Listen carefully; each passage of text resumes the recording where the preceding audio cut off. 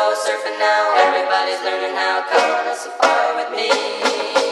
What is up, you guys? Welcome back to another one. If you are new to the channel, I am Gold Pony. I do new car, truck, SUV reviews on YouTube, and today we are in the new 2021 Toyota Corolla, courtesy of Hanover Toyota in Hanover, PA. For more information on their inventory, please feel free to check out the link in the description box below. Wanted to check this one out yet again. I do review it every single year, of course, and we all know the Corolla comes with absolutely stellar reliability, the kind of reliability that takes you over 300,000 miles. And there's actually a couple new exciting changes for the 2021 Corolla as well. So what do you guys say? Let's just go ahead and jump right into it. And as always, let's start with pricing. And so there will be several different trim levels for the 2021 Toyota Corolla. First one being the L, starting at $19,825. LE for $20,275. Hybrid LE for $23,400. The SE, which actually is the one we have today, that one starts at $22,275. SE Nightshade Edition, which is a new trim level for the 2021 model year. That one goes for $22,975. XLE for $24,225, and lastly the XSE going for $25,725. But then, as you can imagine, with all of those trim levels, there are a few different power plants that come with the Toyota Corolla. First one belonging to the L, LE, and XLE, being a 1.8 liter naturally aspirated inline four-cylinder, putting out 139 horsepower at 6,100 RPM, 126 pound-feet of torque, available at 3,900 RPM. Power sent to the front wheels through a CVT, giving you MPG numbers coming in at 30 in the city, 38 on the highway, taking regular unleaded fuel. But then the next power plant belonging to the SE trims, as well as the XSE, being a 2 liter naturally aspirated inline four-cylinder, 169 horsepower at 6,600 RPM, 151 pound-feet of torque at 4,400 RPM, sent to the front wheels once again through a CVT with paddle shifters though on this particular engine setup. And we do have them today, so we will be testing those out in a little bit. I did want to mention though, as far as transmissions go for that particular engine setup, there actually is a 6-speed manual available with the SE trim level only. That is the only way you're going to be able to get a 6-speed on the 2021 Corolla. In case anybody wanted it, that's where it's going to be at. 0 to 60 time comes in at approximately 8.2 seconds. We'll be doing an acceleration test in a little bit here. MPGs 31 in the city, 38 highway, once again regular unleaded fuel. And then the last configuration belonging to the hybrid, that is going to be a 1.8 liter naturally aspirated hybrid four-cylinder, 121 horsepower at 5,200 RPM, 105 pound-feet of torque, available at 3,600 RPM. Power sent to front wheels once again through a CVT. MPG numbers for the hybrid, which everybody wants to know, 53 in the city, 52 on the highway. That's pretty darn impressive. Regular unleaded fuel, of course, once again. Next thing I wanted to mention, drive modes. And so when it comes to the drive modes on the Corolla, they're only going to be available for the SE trims, the XSE, the XLE, and the hybrid. So the L and the LE trims will not get the drive modes, in case anybody was curious there. So there is a sport button that is located just in front of the shifter. There's also an eco mode if you go with the hybrid trim level only. And of course the Corolla defaults to a normal mode. So really it is in normal mode all the time unless you take it out by pushing one of those two buttons. But having said that, let's go ahead and push the sport mode, and it did immediately downshift, so to speak. We're in a CVT, of course, but it is going to hold the RPMs at a much higher level, giving you more power on demand. It's also going to adjust the throttle sensitivity and the steering sensitivity as well. I can definitely notice a difference there between the normal driving mode and the sport driving mode that I just put it in when it comes to the steering sensitivity, so I will mention that. But having now said all that, what do you guys say? Let me push the shifter all the way to the back and to the left. That is actually going to give me full manual shift mode, so I'm going to be in charge of the shifting here. And let's do a quick little paddle shifter test here, and let's see how quickly these paddle shifters are actually going to react for us here. All right, got her straightaway here. Let's do this. Huh. Actually doesn't shift for you. I got a surprise. That's pretty darn cool. I like that the paddle shifters are there. This is kind of simulated because it is a CVT transmission after all, so it's not really rolling through any gears, but I love that they're there. And having said that, they do actually react pretty darn quickly. But again, they're paired up with the CVT, so it is what it is. But nonetheless, now having done that, let's get set up and let's do a quick little acceleration test here, and let's see how quickly we can get the new 2021 Corolla here up to speed. Here's a straightaway once again.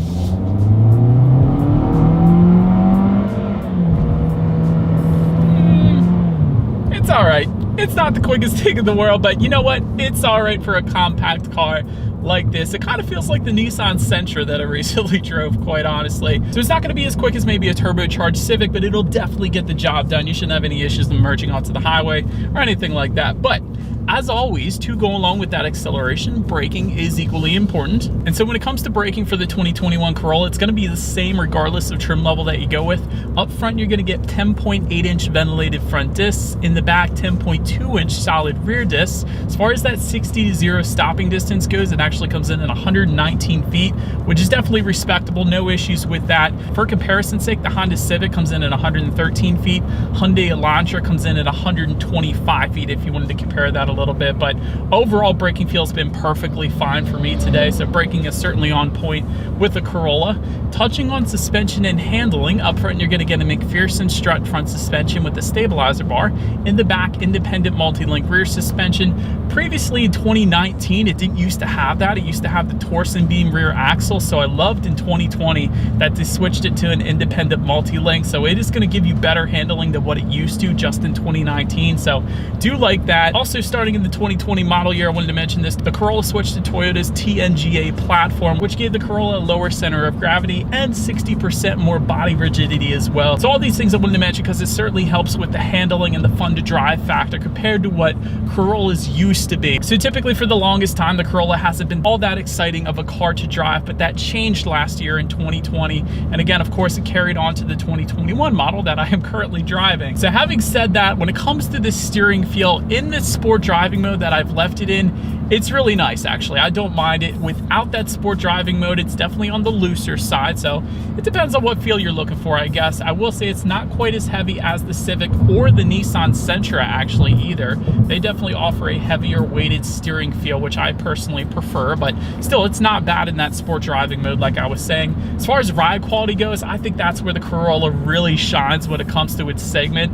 I would say the Corolla definitely has a smoother ride than the Civic and the Sentra, so I definitely do appreciate that. Cabin noise is perfectly fine as well. There's not a whole lot of exterior wind noises coming into the cabin. It's pretty much as you would expect a compact car to be when it comes to that. And as far as visibility goes, I can see perfectly fine out the back. Typically with sedans, you're not going to have any issues there anyway, so visibility is definitely on point. But that about rounds out the performance segment of this review, guys. Let's now go ahead and take a look at the exterior of this brand new 2021 Toyota Corolla. All right, so here she is, you guys, the 2021 Toyota Corolla. When it comes to exterior changes, the only exterior change was really the addition of that SE Nightshade Edition trim level. It gives you numerous black accents on the front lip, the emblems, the wheels, side mirrors, door handles, rear bumper, rear spoiler, so essentially sums that one up. But so then going ahead and moving up to the front of the Corolla, though, up front you will actually get LED headlights across the board. Every single trim level is going to give you LED illumination. That's pretty awesome. High grade LED headlights come with the SE trim level and up if you want a little better illumination. And there's actually an adaptive front lighting system that goes for $2,165. It's actually going to be available for the XLE and the XSE trim levels as a package option if you wanted that. LED daytime running lights come standard on all trim levels. A large mesh front grille, again, standard on all trim levels. But having said that, that front bumper design is going to differ between the L and the S trim levels, if you know what I'm saying. The LE and the SE, for instance, is going to be completely different as far as the front bumper goes. But having said that, let's go ahead and make our way now to the side of the 2021 Corolla. And so to start, black window surrounds do come standard across the board. Body colored power adjustable side mirrors, once again standard on all trims. And when it comes to those side mirrors, they are actually heated for the hybrid trim level, and you will get integrated turn signals if you were to go with the XLE or XSE trim levels. And again, black door handles for the Nightshade Edition and body color door handles for all other trim levels, so I wanted to mention that as well. As far as the wheel setup goes, 15-inch steel wheels with covers come with the L trim level, 15-inch alloys come with the hybrid, 16-inch steel wheels with covers come with the LE, 16-inch alloys with the XLE, and all SE trim levels are going to give you 18-inch alloy wheels on the side there. But now let's go ahead and make our way now to the back of this one. As far as the back goes, you will get a rear spoiler on all SE trim levels. So we do have the body colored spoiler here. The Nightshade Edition is going to give you a black rear spoiler, of course, with the black accents. Trim level badging can be found in the right bottom corner there, the rear trunk. LED taillights actually come standard on all trim levels. Love that. And there is a small rear diffuser.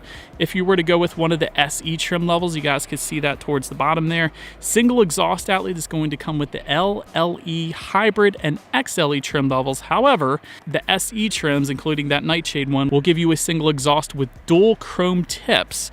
That is, of course, what you were looking at right now. And I think you guys know what we have to do next. As always, here is that exhaust clip.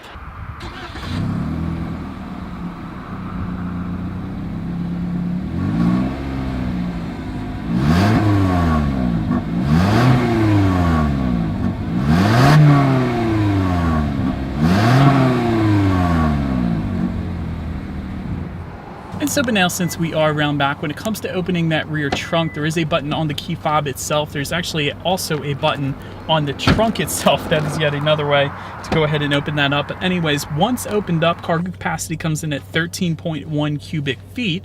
If that was not enough space, there is a 60-40 split, meaning the rear seats do fold down for quite a bit of extra space there if you needed it. Then making our way to the rear legroom, that is going to come in at 34.8 inches. So for reference, I'm an even 6 feet tall. This is how much space I had personally back there. Of course, I'm not adjusting the front seats at all. This is me sitting behind my own driving position. Also for those rear passengers, they will find a rear center armrest with cup holders if you go with the LE trim level and up. That's going to be how you're going to go ahead and get that. And if the rear passengers look forward, there is a little bit of storage in between the seats there, looking forward as well. But so then making our way to the front seats, manually adjustable cloth seats come with the L, LE, and hybrid trims. Premium sport fabric seats come with the SE trim level. And I do like the blue accent stitching, I will say that as well. And that, of course, is what you're looking at right now. You will get a Softex upholstery or leatherette finish if you were to go with the XLE or XSE trim levels. Heated seats come once again with the XLE and XSE, and you will find a power driver's seat with power lumbar, once again with the XLE and XSE trim levels. But having said all of that, honestly, the seats are quite comfy for me. My short driving stint today, the SE seating at least has been perfectly fine. There's no awkward pressure points or anything like that, so no issues for me there. Taking a look at the steering wheel, it is tilt and telescoping. You will get a leather wrap steering wheel for the SE, the XLE, the XSE, and the Nightshade trim. So everything except for the L and LE essentially, otherwise it's urethane for those two. Then make our way to the startup. Let me first start by showing you guys the key here. I love how Toyota labels their key with the individual model. So it does say Corolla on the one side. When you flip it over, it's pretty basic, lock, unlock, button to pop the rear hatch. But having said that, it is all keyless entry with the push button start. If you were to go with the hybrid XLE or XSE trims, it is optional. For the SE that we have today, we actually do have that option. So all I am going to do here is simply put my foot on the brake and press the engine start button, which is located just by the driver's right knee there. It's open then once started up. As far as the gauge setup goes, tachometer is all the way to the left, speedometer is front and center, and there is a small digital display all the way to the right, which can be controlled by using the steering wheel mounted controls on the left. Wouldn't have minded if Toyota switched that up, but I'm sure you would get used to it. But nonetheless, there's a ton of different information you could check out within the digital gauge setup, including outside temperature. You could set a digital speedometer up there if you wanted to, how many miles you have left until you hit empty. You could check your miles per gallon at any given time when you need your next oil change, trip A, trip B, of course, and there's a ton of other stuff, honestly, you could check out up there as well. Then make your way to overall interior quality. A power moonroof comes with the XLE and XSE trims, optional on the SE that we have today. We do have that option. I love that. And for anybody looking for home link controls or the garage door openers, that is going to be an option for $175. That comes with a frameless rearview mirror as well, so that's there for you. Wireless phone charger is going to be optional once again with the package deal for XLE and XSE trims. Ambient lighting, again, a package deal for the XLE and SSE trims if you wanted that. As far as interior quality goes, I was actually kind of surprised. I really like it. I don't think it's quite as nice as the Mazda 3, if I'm being quite honest, but I do like it, I think, better than the Civic. And depending on the trim level, sometimes better than the Sentra, but not always. But my point essentially is the interior quality is just fine for the Corolla. I do like the stitching that goes throughout the dashboard here, just above the passenger side glove box. Love the blue contrast stitching that ties in with the seats that you can find on the doors. Do like that. There's a little bit of storage just in front of the shifter, so that's going to be there for you as well. There's a couple cup holders just behind the shifter. You actually have an electronic parking brake just behind the shifter as well. And when you open up the center armrest, there's a decent amount of storage there, but you actually have a USB charging port within that center armrest and a 12-volt power outlet in there as well. So overall, interior finish is just fine for the Corolla. No issues for me. But so then now let's make our way to the tech display, where there is yet another change for the 2021 Corolla. 7-inch color touchscreen display comes with the L trim level. However, all other trims will give you an 8-inch color touchscreen display. That is currently what you're looking at right now. And it is a somewhat high quality display. It's not the very highest quality that I've seen, but actually it's not the worst either. It's kind of right in the middle there. Bluetooth and audio streaming coming standard. Android Auto is newly standard for the 2021 Corolla. Apple CarPlay, of course, coming with that as well. And that essentially means if you have a smartphone, simply hook it up to the Corolla. You have free navigation displayed up on that tech display, as well as the ability to like and dislike your Pandora songs. And there's a couple other compatible apps you can stream as well. Factory navigation system is optional for the XLE and XSE trim levels. And of course, you can check out your radio information up there. And by the way, when it comes to the sound system, 6 speakers across the board, every single trim level. But having said that, there is an optional 9-speaker JBL sound system that yet again is part of a package deal that goes for $2,865. That option is available for the XLE and SSE trim levels only. Therefore, we do have the 6-speaker sound system here with us today. So what do you guys say? Let's go ahead and turn the radio, see what we got playing today, and let's test out the clarity of this one.